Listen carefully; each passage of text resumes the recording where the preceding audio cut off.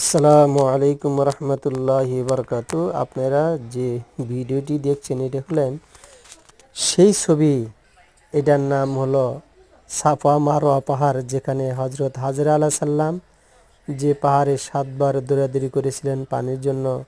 হজরত ইসমাইল আলাইহিস সালাম যখন পানির তৃষ্ণায় ছটফট করেন, তখন হাজরা আলাইহিস সালাম এই পাহাড়ের উপর দিয়া 7 বার দৌড়াদৌড়ি করেছিলেন। এই পাহাড়ের নাম হলো সাফা এবং মারোয়া পাহাড়।